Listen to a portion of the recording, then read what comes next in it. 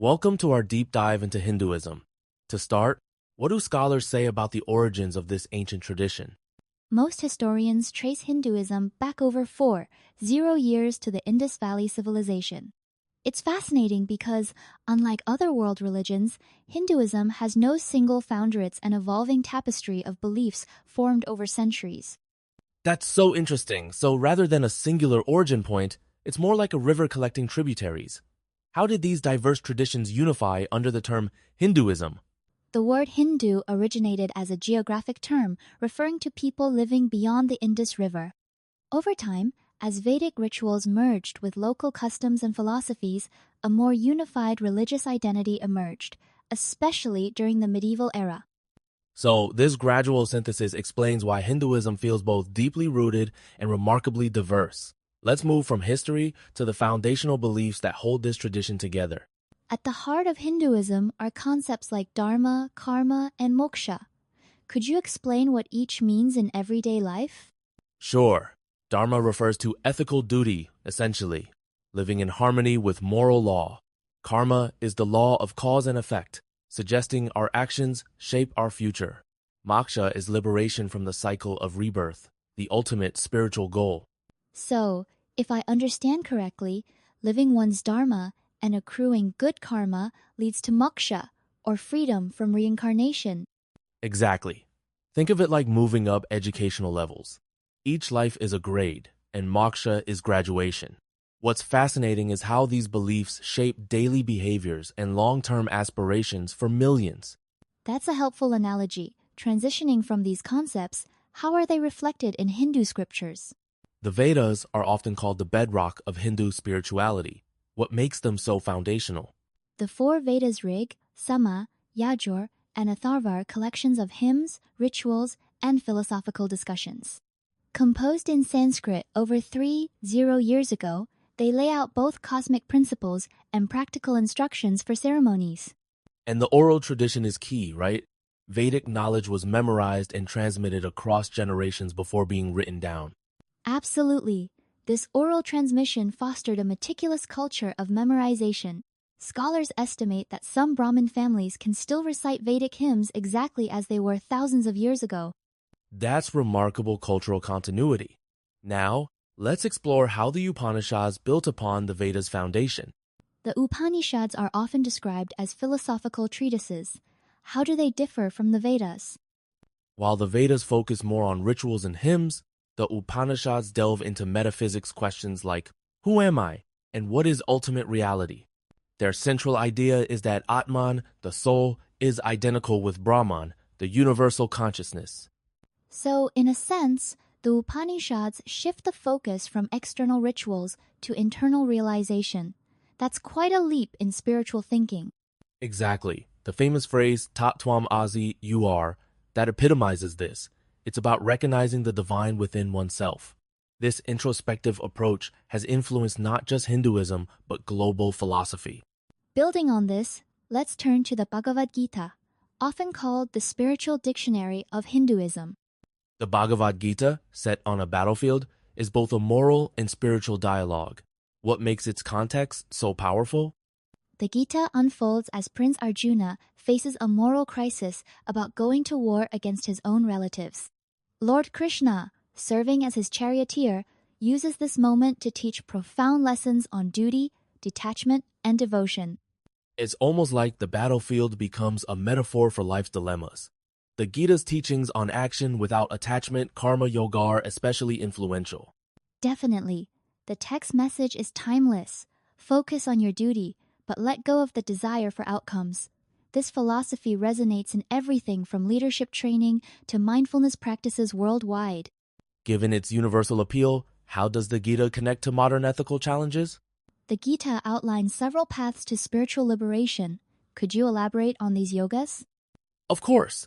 There's karma yoga, path of selfless action, bhakti yoga, path of devotion, and jnana yoga, path of knowledge. Each appeals to different temperaments, making Hinduism highly adaptable. That flexibility is striking.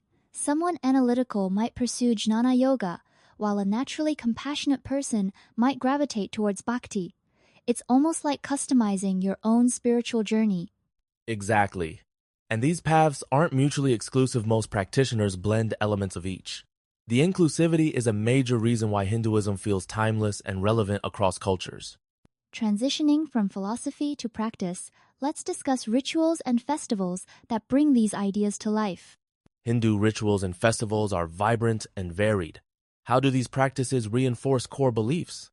Daily puja, worship, annual festivals like Diwali and Holi, and rites of passage all translate philosophy into lived experience.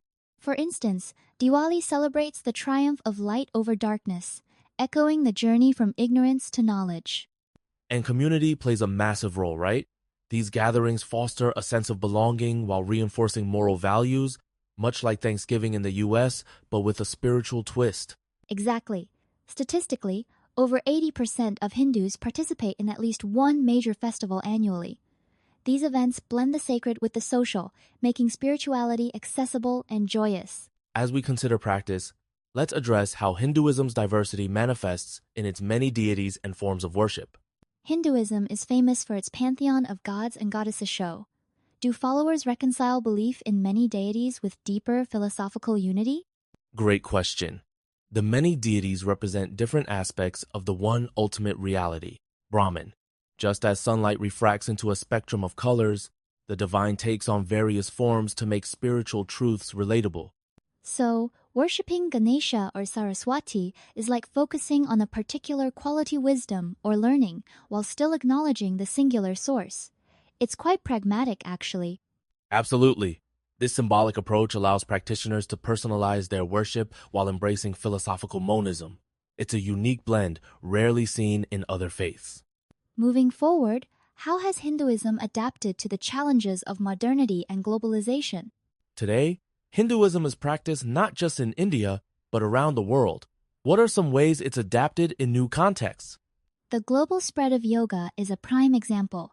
While millions practice yoga for fitness, its roots are deeply spiritual. Similarly, festivals like Diwali are now celebrated in Times Square, showcasing Hindu culture's adaptability. And there's been a surge in academic interest too. According to Pew Research, Hinduism is the world's third largest religion with over 1.2 billion followers. Its philosophies are increasingly studied in Western universities. Absolutely. The tradition's pluralism and emphasis on personal spiritual experience resonate in multicultural societies. This adaptability has helped Hinduism preserve its essence while evolving with the times. As we near the end, let's touch on common myths and misconceptions about Hinduism. One major misconception is that all Hindus worship idols, or that the caste system is intrinsic to their beliefs. How would you address these issues? Worship in Hinduism is symbolic. Statues are seen as representations, not the divine itself. As for caste, it's a complex social system that evolved over centuries, often diverging from scriptural intentions.